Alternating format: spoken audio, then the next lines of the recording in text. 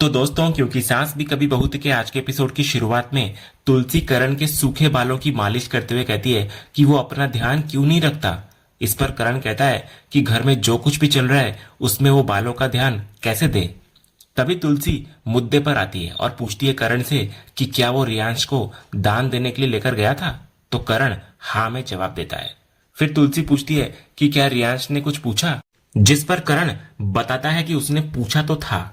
इसके बाद करण उस झूठ का खुलासा करता है जो उसने रियांश से बोला है। वो कहता है कि जिस दिन तुलसी के हाथों से अंश को गोली लगी थी उस दिन इंडिया से अमेरिका जाने वाली एक फ्लाइट असल में क्रैश हुई थी। करण कहता है कि उसे वो दिन अच्छी तरह से याद है और उसने रियांश को यही बताया है कि अंश की मौत उसी प्लेन क्रैश में हुई थी। उधर कहानी का रुख रियांश की तरफ होता है जो इंटरनेट पर 2003 के उसी प्लेन क्रैश के बारे में जानकारी निकाल रहा होता है। उसे प्लेन क्रैश की खबर तो मिल जाती है जो करण की बताई तारीख से मेल खाती है, लेकिन जब वो उस फ्लाइट की पैसेंजर लिस्ट में अंश विरानी का नाम ढूंढता है तो उसे वो नाम कहीं नहीं मिलता। उधर करण पूरे कॉन्फिडेंस के साथ तुलसी को समझा रहा होता है कि रियांश को प्लेन क्रैश की जानकारी तो मिल जाएगी लेकिन अंश के बारे में कुछ नहीं मिलेगा, इसलिए सच कभी सामने नहीं आएगा।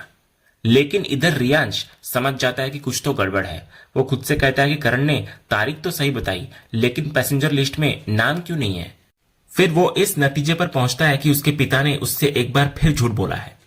उधर तुलसी करण से पूछती है कि वो ये सच कब तक छुपाएगा, वो कब तक रियांश को ये नहीं बताएगा कि अंश को उसी ने मारा था। तो इस पर करण टूट जाता है। वो कहता है कि वो ये सच कैसे बता दे। वो तुलसी को सोचने के लिए कहता है कि एक बेटा ये सच कैसे बर्दाश्त कर पाएगा कि उसकी अपनी दादी ने उसके पिता को गोली मारी थी। करण ये भी साफ करता है कि वो ये नहीं कह रहा कि तुलसी ने कुछ गलत किया, बल्कि जिन हालातों में उन्होंने वो कदम उठाया वो बिल्कुल सही था। लेकिन वो रियांश के नजरिए से सोच रहा है। वो कहता है कि न रियांश ये सच बर्दाश्त कर पाएगा और ना ही नियति। करण फिर अपने दिल का दर्द बयां करते हुए कहता है कि उसने अब तक जो ये दोहरी जिंदगी जी है और जो झूठ बोले हैं वो सिर्फ रियांश और नियति की भलाई के लिए बोले हैं। वो कहता है कि अगर एक झूठ से दो जिंदगियां बर्बाद होने से बच सकती है तो इसमें क्या बुराई है। उधर रियांश का गुस्सा और उसकी बेचैनी बढ़ती जा रही होती है। वो कहता है कि कोई मरे हुए इंसान के बारे में ऐसा कैसे कर सकता है। उसका दिमाग ये सोच सोचकर फटने लगता है कि आखिर चल क्या रहा है। वो समझ जाता है कि उसके पिता करण उससे कुछ बहुत बड़ा छुपा रहे हैं। वो खुद से फिर वादा करता है कि करण चाहे कितनी भी कोशिश कर ले वो सच पता लगाकर ही रहेगा। वो ये जानकर रहेगा कि उसके असली पापा कौन थे और उनके साथ असल में हुआ क्या था। उधर तुलसी करण को समझाती है कि झूठ की उम्र ज्यादा लंबी नहीं होती और सच आज नहीं तो कल सामने आ ही जाएगा। तो करण डर जताने लगता है कि अगर अंश की मौत का सच रियांश के सामने आ गया तो बहुत मुश्किल हो जाएगी, वो हम सबके खिलाफ हो जाएगा। इस पर तुलसी एक बहुत बड़ी बात कहती है। वो कहती है कि करण ना तो अतीत को झुठला सकता है और ना ही रियांश की पहचान को। वो कहती है कि रियांश के अंदर वीरानी खानदान का खून है और उसका हक है कि वो सच को जाने। उसका हक है कि वो अपने परिवार के साथ रहे। वो करण से कहती है कि वो इस बारे में सोचे कि वो बच्चा अकेला अपने परिवार से दूर एक झूठ के साये में जी रहा है। फिर अंत में तुलसी अपना फैसला सुनाती हुई नजर आती है। वो कहती है कि मिहिर के लौट आने पर वे इस बारे में बात करेंगे क्योंकि वो चाहती है कि रियांश को उसका अधिकार, उसके अपने और उसका अपना घर मिले। वो कहती है ही डिजर्व्स इट करण, और हम उस बच्चे से यह हक नहीं छीन सकते। अगले सीन की शुरुआत देव और सलोनी के कमरे से होती है। देव सलोनी से कह रहा होता है कि उसने सब कुछ सोच लिया है। वो अपने बेटे का नाम महादेव रखेगा। वो कहता है कि उसका बेटा सिर्फ वीरानी इंडस्ट्री ही नहीं संभालेगा बल्कि सूरत का डायमंड किंग भी बनेगा। वो ये भी कहता है कि वो उसे बचपन से ही स्मार्ट वर्क करना सिखाएगा, हार्ड वर्क नहीं, क्योंकि वो नहीं चाहता कि उसका बेटा मेहनत करे। ये सुनकर सलोनी कहती है कि इसका मतलब तो ये हुआ कि वो उसे आलसी बनाना चाहता है। वो देव से ये भी पूछती है कि वो बार बार बेटा बेटा क्यों कर रहा है, अगर लड़की हुई तो इस पर देव साफ साफ कहता है कि उसे लड़की नहीं चाहिए, उसे सिर्फ बेटा ही चाहिए। जब सलोनी इसका कारण पूछती है तो देव का लालच खुलकर सामने आता हुआ नजर आता है। वो कहता है कि बेटा होगा तो यहाँ के बिजनेस में उसका हिस्सा होगा, वो उसे सूरत भेजेगा और वो डायमंड किंग बनेगा, इसलिए उसे बेटा ही चाहिए। तो सलोनी उसकी इस सोच का विरोध करती है, लेकिन देव उस पर हावी होते हुए कहता है वो चाहे मंदिर जाए, मन्नतें मांगे या कुछ भी करे, लेकिन उसे बेटा ही चाहिए। इतना बोलकर वो गुस्से में वहां से निकल जाता है।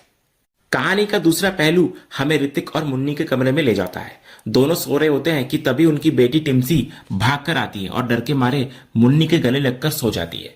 तभी ऋतिक और मुन्नी लाइट जलाकर उससे पूछते हैं कि क्या हुआ। तो टिम्सी कहती है कि उसे डर लग रहा है और उसे मुन्नी के पास ही सोना है। इस पर ऋतिक और मुन्नी उसको प्यार से अपने बीच में सुला लेते हैं और ऋतिक कहता है कि अब उसे डर नहीं लगेगा। इसके बाद जब टिम्सी सो जाती है तो ऋतिक उसे उसके कमरे में छोड़ने की बात करता है, लेकिन मुन्नी उसे रोक देती है और कहती है कि कोई बात नहीं, उसे यहीं रहने दो, बच्ची ही तो है। इसके बाद मुन्नी ऋतिक से अपनी चिंता जाहिर करती है। वो कहती है कि टिम्सी उनकी पहली और अभी इकलौती बच्ची है, तो उन्हें उसका ज्यादा ध्यान रखना होगा। वो कहती है कि घर में नए बच्चे के आने के बाद अक्सर पहले बच्चे को ऐसा लगता है कि उसके माता पिता उसको नजरअंदाज कर रहे हैं और वो नहीं चाहती कि टिम्सी को कभी भी ऐसा महसूस हो। मुन्नी की ये बात सुनकर ऋतिक प्यार भरी नजरों से उसकी तरफ देखता है और कहता है, यही तो तुम हो मेरी मुन्नी जिससे मैं प्यार करता हूं। वो कहता है कि वो जानता है कि टिम्सी मुन्नी की सगी बेटी नहीं है, लेकिन फिर भी वो उसे इतना प्यार करती है और उसके बारे में इतना सोचती है। वो कहता है कि मुन्नी ने इतने कम टाइम में टिम्सी को इतना प्यार दिया है कि वो उससे बहुत ज्यादा जुड़ गई है। वो भावुक होकर कहता है, सच कहूं तो टिम्सी के लिए तुम उसकी मां से भी बढ़कर हो। Thank you Munni. तो मुन्नी कहती है कि इसलिए वो कह रही है कि नया बच्चा आ रहा है वो ठीक है, लेकिन उनकी लाइफ में टिम्सी की जगह हमेशा वही रहेगी। ऋतिक भी हामी भरता है और कहता है कि टिम्सी कितनी लकी है कि उसका एक छोटा भाई आने वाला है। इस पर मुन्नी उसको टोकते हुए कहती है कि बहन भी तो आ सकती है ना। तो ऋतिक मुस्कुराते हुए कहता है कि कोई भी आए, उसे इन सब बातों से कोई फर्क नहीं पड़ता। उसे बस ये लगता है कि जो भी बच्चा आने वाला है वो मुन्नी की तरह खूबसूरत, प्यारा और हेल्दी होना चाहिए। वो कहता है कि बच्चे को मुन्नी पर ही जाना चाहिए। यह सुनकर मुन्नी भी मुस्कुरा देती है और कहती है कि उसे भी ऐसा ही लगता है। इसके बाद दोनों एक दूसरे को देखकर मुस्कुराने लगते हैं। अगले सीन की शुरुआत होती है जब तुलसी परी के कमरे में आती है। वो देखती है कि परी उदास बैठी है और शादी की तैयारियों में कोई दिलचस्पी नहीं ले रही। तो तुलसी उससे कहती है कि उसने अब तक शगुन का एक भी डिब्बा नहीं खोला है। वो परी को छेड़ते हुए कहती है कि भले ही लड़का उसकी पसंद का है, लेकिन शगुन तो लड़के की माँ का पसंद का ही होगा, इसलिए उसे मुंह नहीं बनाना चाहिए। तभी तुलसी की नजर परी पर पड़ती है जो अजीब तरह से अपनी मुट्ठी भींच कर बैठी होती है। तो तुलसी जबरदस्ती उसका हाथ खुलवाती है और जो देखती है उससे उसके होश उड़ जाते हैं। परी की उंगली में एक अंगूठी होती है और तुलसी उसको तुरंत पहचान लेती है। उसकी आंखों के सामने वो दिन घूम जाता है जब अजय की मां ने परी और अजय की सगाई के लिए ये अंगूठी बनवाई थी। तो तुलसी परी को पूछती है, ये तो वही अंगूठी है ना। तो इस पर परी घबराकर सफाई देती है कि नहीं, अजय की मां ने 2 अंगूठियां बनवाई थी, ये तो बस उसकी एक कॉपी है, असली सगाई की अंगूठी नहीं है। तो तुलसी गुस्से में पूछती है कि उसने कॉपी भी क्यों पहनी है। वो उसको याद दिलाती है कि उसकी सगाई आर्यन से हो रही है, तो फिर वो अजय की दी हुई अंगूठी पहनकर क्यों बैठी है।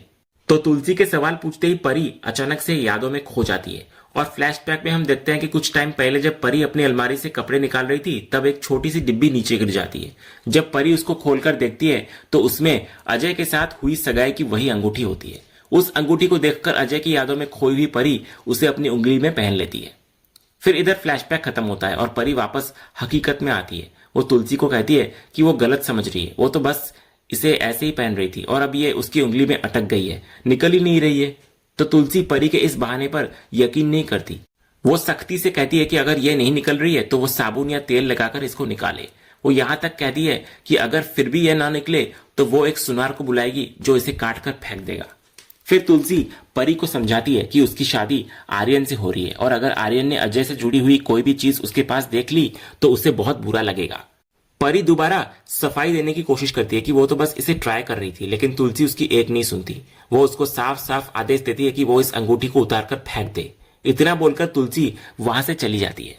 अगले सीन में हम रियांश को एक अनुभवी रिपोर्टर के ऑफिस में देखते हैं। रियांश उस रिपोर्टर से कहता है कि उसने उनके सारे आर्टिकल्स पढ़े हैं, खासकर वो जो 2003 में मुंबई से अमेरिका जाने वाली फ्लाइट LA 0505 के क्रैश से जुड़े थे। वो कहता है कि रिपोर्टर ने उस खबर को बहुत गहराई से कवर किया था और बहुत रिसर्च की थी, इसलिए उसको लगा कि वही सही इंसान है जिससे वो हेल्प मांग सकता है। इसके बाद रियांश सीधे मुद्दे पर आता है और उस फ्लाइट क्रैश की पैसेंजर लिस्ट मांगता है। तो रिपोर्टर उसको कहता है कि वो बहुत पुरानी डिटेल मांग रहा है, उस हादसे को हुए लगभग 23 साल हो चुके हैं। इस पर रियांश कहता है कि वो जानता है, लेकिन उसके पिता की मौत उसी प्लेन क्रैश में हुई थी, इसीलिए उसके लिए ये जानना बहुत जरूरी है। वो रिपोर्टर से गुजारिश करता है कि अगर वो उस लिस्ट के साथ उसकी हेल्प कर सकें तो वो उनका बहुत आभारी रहेगा। तो रियाज की कहानी सुनकर रिपोर्टर उसकी हेल्प करने के लिए तैयार हो जाता है। वो अपने पुराने कागजात के ढेर में से एक फाइल को निकालता है और कहता है कि ये वही लिस्ट है जिसमें उस हादसे में मारे गए सभी 242 पैसेंजर्स के नाम हैं। इसके बाद रिपोर्टर रियांश से उसके पिता का नाम पूछता है तो रियांश कहता है कि अंश विरानी। तो रिपोर्टर उस लिस्ट से अंश का नाम ढूंढना शुरू करता है। कुछ देर तक लिस्ट को ध्यान से देखने के बाद वो रियांश को कहता है कि उनका नाम तो इस लिस्ट में है ही नहीं। ये सुनकर रियांश चौंक जाता है। वो कहता है कि ये कैसे पॉसिबल है, क्योंकि कल ही उसके पिता की बरसी थी और उनकी मौत इसी फ्लाइट क्रैश में हुई थी। इस पर रिपोर्टर पूरे विश्वास के साथ कहता है कि उसके पास पूरी ऑफिशियल डिटेल्स है और रियांश चाहे तो खुद देख सकता है। वो ये भी साफ करता है कि ये लिस्ट उसने नहीं बल्कि एयरलाइंस कंपनी ने खुद उन्हें दी थी और उन्होंने इस लिस्ट के साथ कोई छेड़छाड़ भी नहीं की है। तो रियांश खुद भी उस लिस्ट को ध्यान से देखता है, लेकिन उसे भी उसमें अंश का नाम नहीं मिलता कहीं पर भी। वो परेशान होकर कहता है कि ये कैसे हो सकता है, अगर उनकी मौत इसी प्लेन क्रैश में हुई थी तो उनका नाम इस लिस्ट में होना ही चाहिए, और अगर इस लिस्ट में उनका नाम नहीं है तो इसका मतलब क्या है। तो इस पर रिपोर्टर उसे एक सीधी और चुभने वाली सच्चाई बताता है। वो कहता है कि इसका एक ही सीधा मतलब है कि उस दिन आपके फादर इस फ्लाइट में थे ही नहीं। ये सुनकर रियांश के पैरों तले जमीन खिसक जाती है। उसका सबसे बड़ा डर, उसका सबसे बड़ा शक अब एक कड़वी हकीकत बनकर उसके सामने खड़ा था। वो रिपोर्टर से उस लिस्ट की एक फोटोकॉपी मांगता है और रिपोर्टर उसकी हेल्प करने के लिए मान जाता है। दूसरी तरफ सीन अजय के घर का होता है। अजय उदास अपने कमरे में लेटा हुआ होता है। उसकी माँ इंदिरा आकर उसको कहती है कि उसे जल्दी तैयार हो जाना चाहिए क्योंकि उन्हें परी की मेहंदी की रस्म में जाना है। तो अजय साफ मना कर देता है और कहता है कि वे लोग चले जाए, वो वहां नहीं जाएगा। तो इस पर इंदिरा अपने बेटे को समझाती है कि ऐसे मुंह छुपाकर बैठने से कुछ नहीं होगा। वो कहती है कि अगर परी के बुलाने पर वो वहां नहीं जाएगा तो उसे कितना बुरा लगेगा। वो उसे याद दिलाती है कि पहले भी उनकी वजह से परी को बहुत दुख मिला है, तो अब उसे ऐसा नहीं करना चाहिए। वो भावुक होकर कहती है कि पता नहीं अब परी से कब मिलना हो। तो ये सुनते ही अजय का दर्द आंखों से छलक पड़ता है। वो रोते हुए कहता है कि वो इसीलिए तो वहां नहीं जा पा रहा है, उससे ये बर्दाश्त नहीं होगा कि वो परी के हाथों में किसी और के नाम की मेहंदी देखे। वो कहता है कि अगर वो वहां उसके सामने टूट गया तो क्या होगा। तो इस पर इंदिरा अपने बेटे को संभालती है और कहती है कि वो उसकी तकलीफ को समझती है। वो कहती है कि वो मानती है कि उनकी गलती की सजा अजय भुगत रहा है, लेकिन उन्हें सिर्फ परी के लिए ही नहीं बल्कि मिहिर और तुलसी का भी मान रखना है, जिनके साथ उनका सालों का रिश्ता है। वो अजय को यह भी याद दिलाती है कि परी ने अपनी जान पर खेलकर उनके बेटे सनी की जान बचाई है, तो उसके बुलाने पर ना जाना कितना गलत लगेगा और समाज क्या सोचेगा। वो अजय से कहती है कि उसे बस आज के दिन थोड़े समय के लिए हिम्मत दिखानी है।